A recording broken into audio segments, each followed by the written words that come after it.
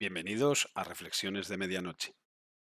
Os hago una promesa antes de empezar el vídeo.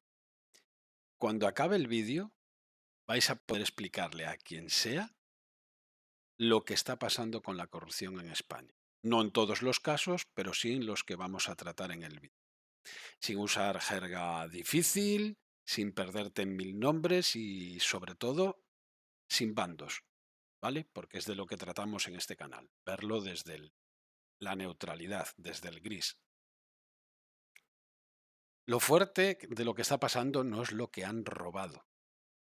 Lo jodidamente fuerte es que la trama, el guión, la película es siempre, siempre la misma. Cambian los actores, el guión se mantiene y, por desgracia, siempre hay intereses por detrás, ¿no? Siempre hay una empresa, un intermediario, una puerta y un sello al final, alguien que autoriza. Pues quédate porque en cuanto veas el patrón una vez, ya no lo vas a poder dejar de ver. Y vamos a empezar a meternos en situación, ¿vale? Primero os voy a poner en un ejemplo que es, para que nadie se pierda, la típica compra que podemos hacer todos. Nosotros cuando vamos al súper o a cualquier sitio a comprar, pagas algo, por lo que sea, 40, 100 euros, y en ese ticket hay una parte que es para el Estado, que es el IVA. Tú lo pagas religiosamente, pero el dinero, en vez de ir a Hacienda, empieza a saltar entre empresas pantalla, unas desaparecen, cosas raras. Y es más o menos lo que os voy a explicar ahora. Quedaros con estos 4 roles que son el mapa para casi todo el vídeo. Siempre hay una empresa o alguien que busca un negocio rápido, un beneficio, cualquier tipo de ventaja. Hay el conseguidor, que es el que dice: yo conozco a alguien, yo te pongo en contacto con la persona adecuada.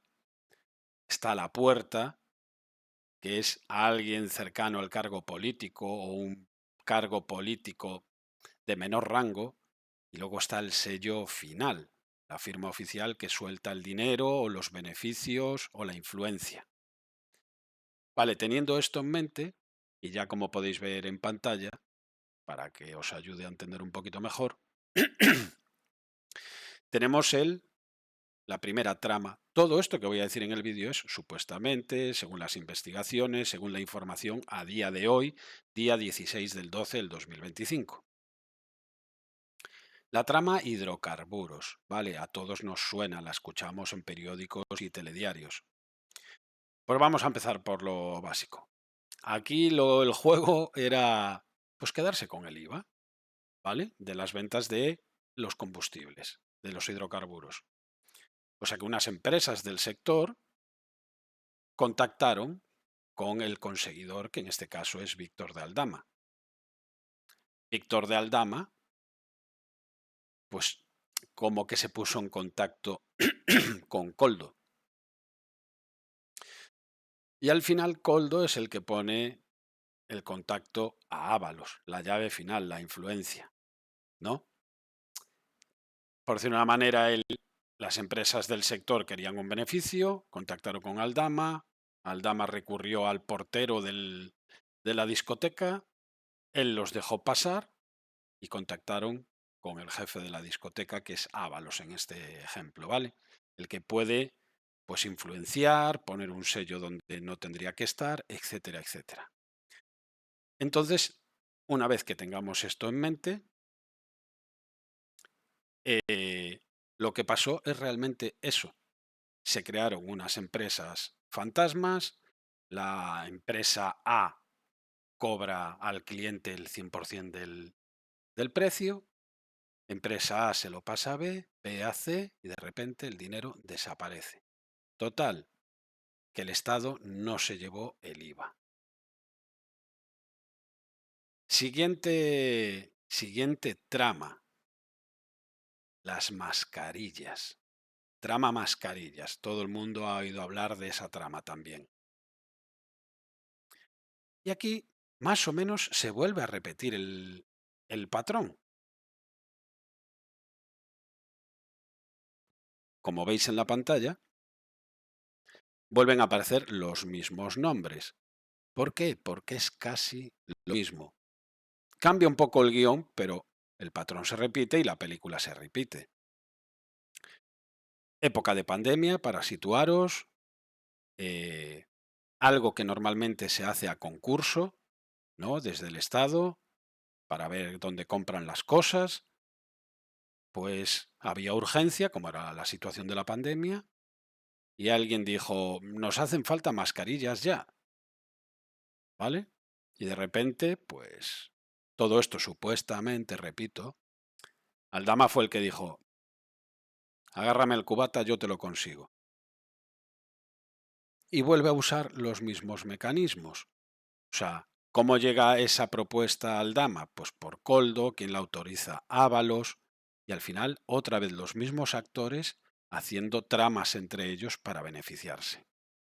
¿Cuál es el punto aquí? Es entre mordidas, comisiones y también ética, porque era en un momento de urgencia, ellos vendieron mascarillas, se rumorea, por informes, que llegaron a venderlas al doble del precio de compra. Y entonces eso también es jugar un poco sucio. Sabían que había la necesidad y las vendieron con un sobrecoste. Pues eso es la trama mascarillas. Tampoco tiene mucho más. Mismos actores, mismos roles, volviendo a hacer, pues, lo que se suele hacer cuando tienes acceso al poder. Vale, ahora cambiamos de escenario. Sí que cambian los actores, pero volvemos al mismo patrón y casi a la misma película. Aquí tenemos el caso de SEPI, ¿vale? Y diréis vosotros, pero claro, ya escucho un montón de veces SEPI, ¿qué es? Pues vale, es una oficina del Estado que gestiona empresas donde el Estado tiene participación y puede llegar y tramita fondos públicos. Y en este caso, en la pandemia, también se creó una hucha de rescate para empresas que por culpa de la pandemia y ese entorno pudieran ser rescatadas, ¿vale? Entonces gestionaban este tipo de trámites. Y ahí es donde empieza todo el lío. Vale, os he puesto en situación de que hace la SEPI, pero en este caso aún no vamos a entrar en eso, o mejor dicho, no se trata de eso, sino que aquí la cosa ya se sofistica un poco, ya no es vender cosas, sino conseguir favores. Imagínate que quieres una ayuda millonaria, pero no quieres hacer las típicas colas que nos encontramos nosotros cuando vamos a gestionar algo. Pues, ¿qué haces? Pues contratas a la gestoría VIP. Y aquí aparecen nuevos nombres, pero el rol es el mismo.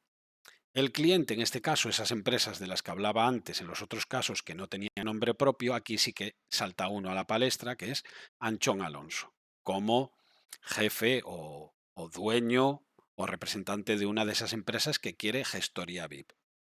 Aquí en vez de Aldama aparece Leire Díez, la bautizada por los medios como la fontanera, y hace el mismo rol, nexo y conseguidora, la que mueve los hilos.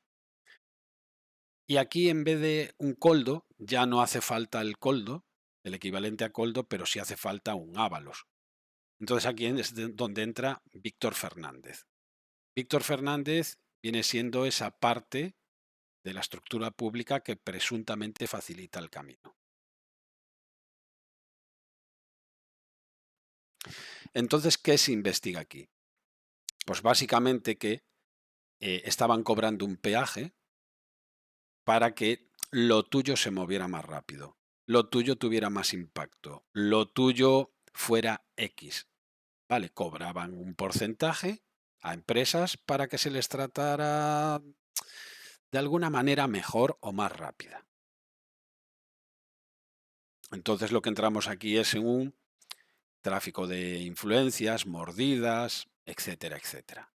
Pero al final, como veis, vuelve a ser lo mismo. Una empresa quiere un beneficio de una parte del Estado, no digo que el Estado lo permita, sino que se aprovechan de gente corrupta dentro del gobierno, y así es todo el rato.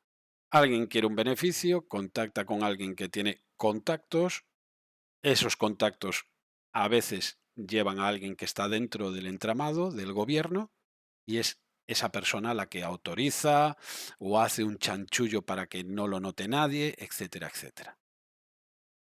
Vale, de aquí pasamos a otro caso que ha saltado también con mucha fuerza, que es Plus Ultra. ¿Qué es Plus Ultra? Os preguntaréis algunos. Pues como veis en la pantalla, era una aerolínea española en Latinoamérica y ya no estamos hablando de intermediarios cobrando comisiones, sino algo más sencillo, pero a la vez que se llevaron mucha pasta, ¿vale? Plus Ultra, pues eso, es una aerolínea que siendo generosos era minúscula, o sea, se rumorea y se llegó a publicar que solo tenían un avión durante una buena temporada. Pero sin embargo, esa oficina, SEPI, con esa hucha estratégica que os nombré antes, decidió que era una empresa estratégica que no podían dejar caer. Y en 2021, si no me equivoco, se le financia, se le manda un ingreso de 53 millones de euros para que no quiebre, para que no cierre. Repito, porque decían que era estratégica.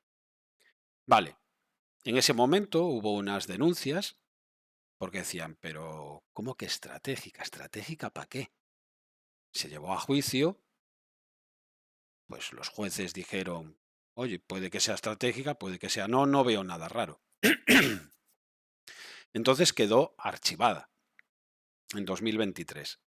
¿Qué pasa? En 2025 vuelve a salir a la palestra, pero ya no por ese motivo, sino porque como una empresa que casi no vuela, recibe un rescate de tan alto, y ahí ya no es en sí el rescate, sino si el dinero, cómo se estaba utilizando. Entonces, aquí la sospecha judicial es si esto fue un rescate real o una lavadora gigante de dinero. Si tú tienes dinero sucio fuera y consigues que el Estado te inyecte 53 millones limpios, acabas de legalizar tu capital con el sello del gobierno. O sea, el dinero más limpio que puede haber, ¿vale? Entonces ahora eso es lo que se está investigando. Y ahora pasamos a la última parte, la más mediática por nombre, por decirlo de una manera, que es Leire Díaz, la fontanera.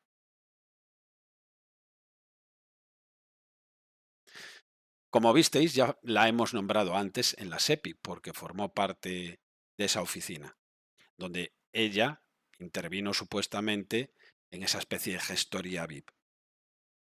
Pero a su vez, Leire Díez también ha sonado mucho por esas grabaciones, tanto de vídeo como de audio, y que empieza a hacer un rol de como contraespionaje o coacción. Intenta tener poder sobre los que supuestamente la están investigando a ella o al entramado.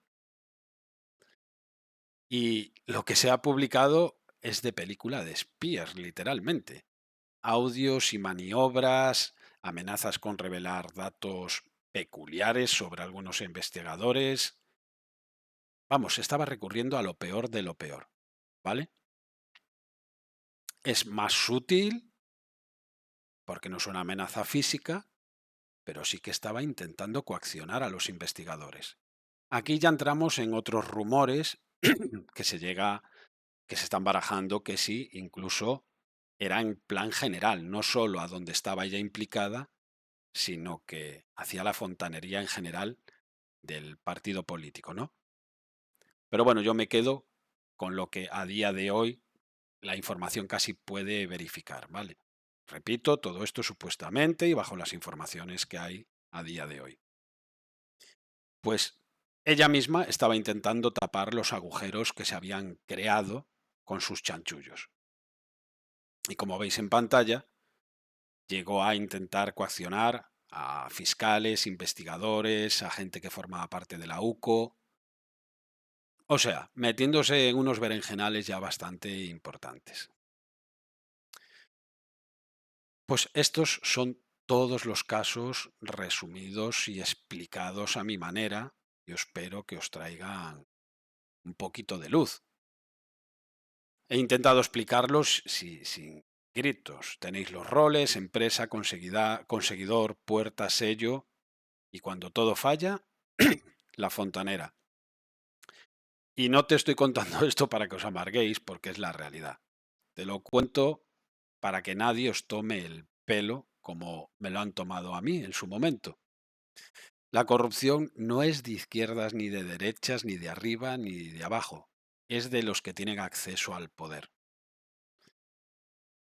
Pero bueno, si con esto he conseguido que tú ahora ya tengas el mapa y que la próxima vez que veas los patrones los identifiques, ya me doy por satisfecho.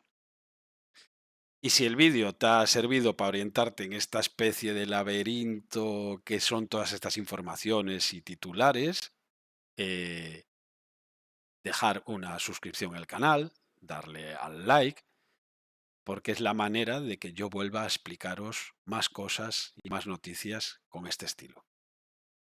Buenas noches.